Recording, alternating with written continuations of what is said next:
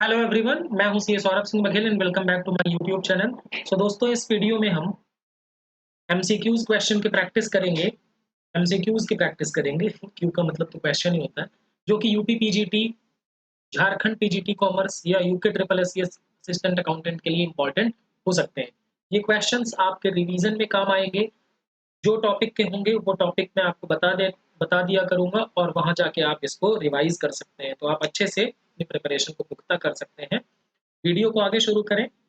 अगर आप कोर्स की तैयारी करना चाहते हैं, UK triple S C assistant accountant Jharkhand UP PGT, ठीक है, तो आप हमारे कोर्स में एनरोल करा सकते हैं। ऐप की लिंक डिस्क्रिप्शन पे है और वहां से आप कोर्स एनरोल करा करके आप अपनी तैयारी को प्रिपेयर कर सकते हैं। Video classes, printable notes, chapter wise quiz, ये सारी चीजें आपको उपलब्ध होंगी।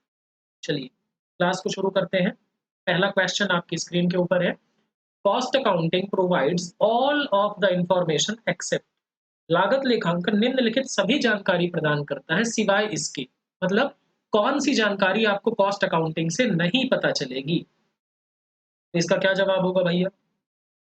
प्रोडक्ट कॉस्ट, कॉस्ट अकाउंटिंग से प्रोडक्ट कॉस्ट पता चल जाता है। कॉस्ट ऑफ गुड्स सोल्ड बिल्कुल पता चलता है। इन्वेंट्री वैल्यू हम करते हैं, वैल्यूएशन करते हैं, बिल्कुल सही बात है। कैश फोरकास्ट, कॉस्ट अकाउंटिंग से आपको कैश फोरकास्ट यानी कि नकदी पूर्वानुमान ये पता नहीं चल पाता है। तो कैश फोरकास्ट आपको नहीं पता चलता है इससे कॉस्ट अकाउंटिंग से। अगला question, who is father of scientific management, यानी वैज्ञानिक प्रबंधन के पप्पा कौन है? ठीक है, तो देखो इसका सही जवाब तो होगा एफ डब्ल्यू टेलर। ये कहे जाते हैं father of scientific management.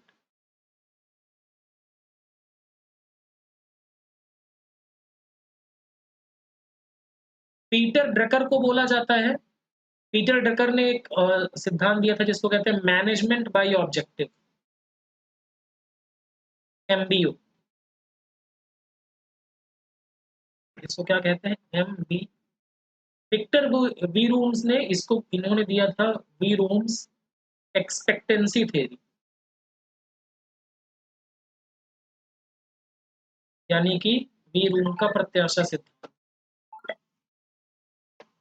Henry Fayol ने दिया था, ये कहे जाते हैं फादर ऑफ मैनेजमेंट या फिर फादर ऑफ जनरल या एडमिनिस्ट्रेटिव मैनेजमेंट, ये कहे जाते हैं हेनरी फेयोल। तो ये कोई भी आपके एग्जाम में देखने को मिल सकते हैं। ठीक है, उसके बाद अगले क्वेश्चन पे चलते हैं। A company earn a profit of ₹30,000 during year 2021। एक कंपनी ने 30,000 का प्रॉफिट कमाया। ठीक है, if marginal cost and selling of price of product is ₹8 and 10 respectively, find out amount of margin of safety. क्या मार्जिन ऑफ सेफ्टी का amount होगा? तो देखिए, अगर मैं बात करूं, हाँ, सेल प्राइस है ₹10। इसमें मार्जिनल कॉस्ट, देखिए एडिशनल कॉस्ट जो लगती है, फिक्स कॉस्ट तो कॉस्ट फिक्स है। जो मार्जिनल कॉस्ट होती है वो क्या हो जाती है आपकी? Variable cost. तो ₹8, या इसको कह सकते हैं वेरिएबल कॉस्ट। तो आपका कंट्रीब्यूशन कितना आ गया? कंट्रीब्यूशन आ गया आपका ₹2। ठीक है, अब आप जानते हैं कि ब्रेक इवन पॉइंट तक, जैसे ये अगर आपकी कॉस्ट लाइन है, ये आपका सेल है और ये आपकी कॉस्ट है, टोटल कॉस्ट। तो ब्रेक इवन पॉइंट तक यहाँ पर आता है जहाँ पर कॉस्ट और सेल दोनों ही क्या हो जाते हैं? बराबर हो जाते हैं। मार्जिन ऑफ सेफ्टी ये वाली सेल है जो ब्रेक इवन पॉइंट के ऊपर सेल होती है, उसको हम क्या कहते हैं? मार्जिन ऑफ सेफ्टी सेल कहते हैं। ठीक बात है। हमने देखा था कि मार्जिन ऑफ सेफ्टी पर जो भी कंट्रीब्यूशन होता है, मार्जिनल कॉस्टिंग से जुड़ा हुआ सवाल है ये, वो कंट्रीब्यूशन जो होता है वही आपका क्या होता है? प्रॉफिट होता है। क्योंकि ब्रेक इवन पॉइंट पर आप फिक्स्ड कॉस्ट रिकवर कर चुके हैं, तो मार्जिन ऑफ सेफ्टी पे जो आपका कंट्रीब्यूशन होगा वही क्या होगा? आपका प्रॉफिट। ठीक है, तो margin of safety, sorry, profit आपका कितना है? 30,000 है। मतलब मार्जिन ऑफ सेफ्टी पर प्रॉफिट आपका 30,000 है, तो यही कंट्रीब्यूशन होगा। तो हर एक यूनिट से ₹2 मिल रहा है, तो 30,000 प्रॉफिट कमाने के लिए कितना होगा? 15,000 यूनिट्स होगा आपका मार्जिन ऑफ सेफ्टी। ठीक है, ये 15,000 यूनिट्स में आ गया, लेकिन इन्होंने पूछा क्या है? Amount of margin of safety. तो हर एक यूनिट कितने में आप बेच रहे हैं? ₹10 में बेच रहे हैं, तो ये कितना हो जाएगा आपका? 1,50,000। ये क्या हो जाएगा आपका? Margin of safety. Option number D हो जाएगा सही जवाब। ठीक है, ये कंसेप्ट वही सॉल्व कर पाएंगे जिन्होंने मार्जिनल कॉस्टिंग ठीक से पढ़ा होगा। अगला, the budget that is prepared first of all, budgeting से है ये, cash budget, master budget, budget of की फैक्टर्स या एक्सपेंडिचर बजट। देखिए जब कभी भी बजटिंग प्रोसेस स्टार्ट करते हैं ना, तो सबसे पहला जो बजट बनाया जाता है वो बनाया जाता है की फैक्टर्स का, क्योंकि की फैक्टर्स का मतलब है ये आपकी एक्टिविटी को लिमिट करेंगे, इनको लिमिटिंग फैक्टर भी कहते हैं या प्रिंसिपल फैक्टर भी कहते हैं। जैसे रॉ मटेरियल की अगर अवेलेबिलिटी कम है तो आपका की फैक्टर क्या हुआ, रॉ मटेरियल। अब रॉ मटेरियल आपके लिए 1000 यूनिट का अवेलेबल है तो आप 10,000 यूनिट नहीं बना सकते, तो आपको सबसे पहले की फैक्टर्स का बजट बनाना पड़ेगा, उसके बाद आप बनाएंगे सेल्स बजट, फिर उसके बाद बाकी चीजें बनेंगी। ठीक है, सेल्स के बाद क्या बनेगा, प्रोडक्शन बजट बनेगा, फिर उसके बाद आपका परचेस बजट बनेगा। मास्टर बजट जो होता है, ये बजट क्या होता है, ये होता है summary of all budget, summary of functional budget. जो आपके फंक्शनल बजट होते हैं जैसे sales budget, production budget, purchase budget, उनका ये क्या होता है, समरी होता है मास्टर बजट। ठीक है, ध्यान रखिएगा। तो इसका जवाब क्या हो जाएगा, ऑप्शन नंबर सी, प्रमुख कारकों के लिए बजट। अगला, expectancy theory of motivation was propounded bye, motivation के जो एक्सपेक्टेंसी थ्योरी है ये किसने दिया था, तो इसका जवाब होगा विक्टर्स वीरूम, इन्होंने दिया था एक्सपेक्टेंसी थ्योरी। ठीक है, पोर्टर और लॉलर, क्या बोलेंगे इसको, लॉलर। ठीक है, इनका क्या है, मोटिवेशन मॉडल, बताओ इतने कठिन नाम मुझसे बोलते नहीं यार। इन्होंने एक मोटिवेशन का मॉडल दिया था। मैग्रेगर ने जो दिया था इसको theory X and theory Y कहते हैं। विक्टर वी रूम्स का क्या हो गया, एक्सपेक्टेंसी थ्योरी, और जॉन स्टेसी एडम्स ने इन्होंने इक्विटी थ्योरी दी थी। ठीक है, तो ये याद रखिएगा। ये कहाँ से है भाई, ये जो चैप्टर है आपका मैनेजमेंट में मोटिवेशन, वहां से है। अगला question, in a company weekly minimum and maximum consumption of material are 25 and 75 unit. एक कंपनी में मिनिमम मटेरियल कंज्यूम होता है एक हफ्ते में 25 यूनिट और मैक्सिमम हो सकता है 75 unit. The reorder quantity as fixed by the company is 300 unit, और कंपनी हर बार रीऑर्डर करती है, 300 यूनिट मंगाती है। जब ऑर्डर करती है तो कंपनी कितना मंगाती है, 300 unit. Material is received with in 4 to 6 weeks from issue of supply order, और मटेरियल जो है 4 से 6 बीच में, ऑर्डर करने के 4 से 6 हफ्ते में आ जाता है। इसका मतलब क्या है, मिनिमम आपको 4 हफ्ते लगेंगे, मैक्सिमम 6 हफ्ते में आपको मटेरियल मिल जाएगा। Calculate minimum level and maximum level of material A, आपको बताना है कि मटेरियल ए का मिनिमम और मैक्सिमम लेवल क्या होगा। मटेरियल कॉस्टिंग जिन्होंने अच्छे से किया होगा वही इसको सॉल्व कर पाएंगे। ठीक है, तो चलिए, तो सबसे पहले तो आपको पता होना चाहिए minimum level of and maximum level का फॉर्मूला क्या होता है। आइए जरा, मिनिमम लेवल, इसका मतलब होता है at least how much to stock, यानी कम से कम इतना स्टॉक रखना है, मिनिमम लेवल का मतलब है। और मैक्सिमम लेवल का मतलब क्या होगा, up to how much stock to stock, यानी कितना अधिकतम आप रख सकते हैं, कितने तक आप रख सकते हैं। तो ये मैक्सिमम लेवल हो गया, मिनिमम लेवल। अब मिनिमम लेवल का फॉर्मूला क्या है भाई, रीऑर्डर लेवल, मतलब मिनिमम लेवल का फॉर्मूला है reorder level minus average consumption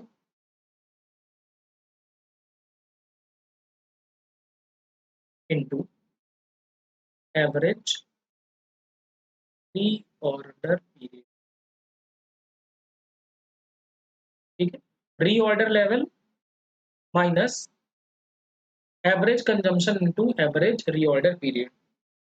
और मैक्सिमम लेवल का फॉर्मूला क्या है भाई, रीऑर्डर लेवल, रीऑर्डर लेवल का मतलब है किस लेवल पे हम ऑर्डर कर देंगे, जिस लेवल पे पहुंचते ही हम क्या करेंगे, अगला ऑर्डर दे देंगे, plus reorder quantity minus minimum consumption into minimum reorder period. कठिन सवाल लगेगा ये, ठीक है, ये बात हो गई। अब रीऑर्डर लेवल पता करो भाई। तो रीऑर्डर लेवल का फॉर्मूला होता है, रीऑर्डर लेवल इक्वल टू होता है maximum consumption, maximum consumption minus reorder, sorry max, अरे माइनस क्यों,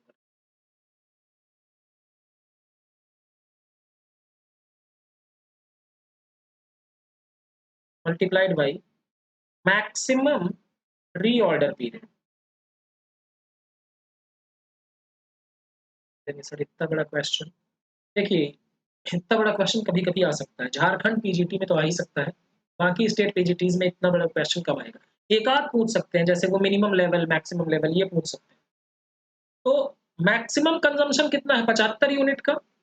रीऑर्डर लेवल का मतलब है कि भैया इतने पे हमें नया ऑर्डर देना पड़ेगा। तो रीऑर्डर लेवल कैसे पता चलेगा, अगर सबसे ज्यादा कंजम्पशन हो रहा है और सबसे ज्यादा टाइम लग रहा है, मान लीजिए कि कंजम्पशन हमारा हाईएस्ट रेट से हो रहा है और गुड्स को आने में भी सबसे ज्यादा टाइम लग रहा है, तो कम से कम हमें क्या करना, मैक्सिमम रीऑर्डर पीरियड कितना है, 6 वीक्स।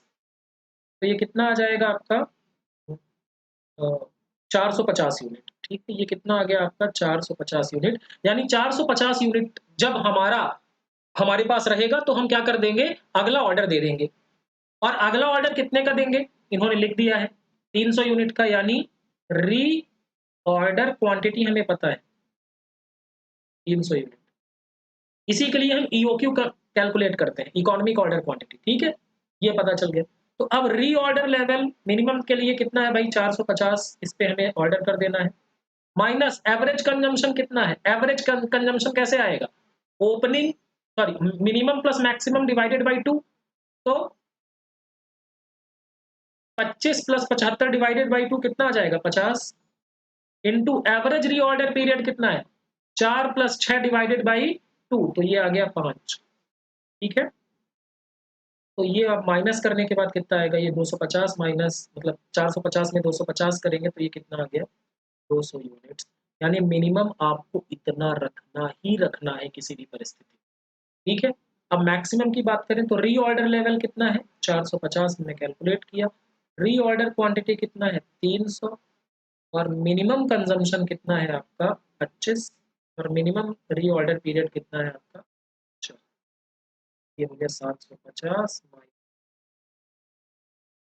650, यानी मैक्सिमम आप इतना स्टॉक अपने पास रख सकते हैं। अब इसमें से देखो, आपसे वो रीऑर्डर लेवल भी पूछ सकते हैं, आपसे मिनिमम लेवल भी पूछ सकते हैं, मैक्सिमम लेवल भी पूछ सकते हैं, कुछ भी पूछा जा सकता है। तो इसका सही जवाब क्या होगा, ऑप्शन नंबर सी 650। स्क्रीनशॉट लेके रख ले, दोबारा प्रैक्टिस करेंगे समझ में आ जाएगा, लेकिन इससे पहले आपने मटेरियल कॉस्टिंग पढ़ा हुआ होना चाहिए, ठीक है। अगले क्वेश्चन पे चले, स्टैंडर्ड प्राइस, ये स्टैंडर्ड कॉस्टिंग से है, ₹6 पर केजी, एक्चुअल प्राइस ₹8 पर KG, standard price actual price दिया है, स्टैंडर्ड क्वांटिटी 1000 केजी है और एक्चुअल क्वांटिटी यूज्ड 900 केजी है।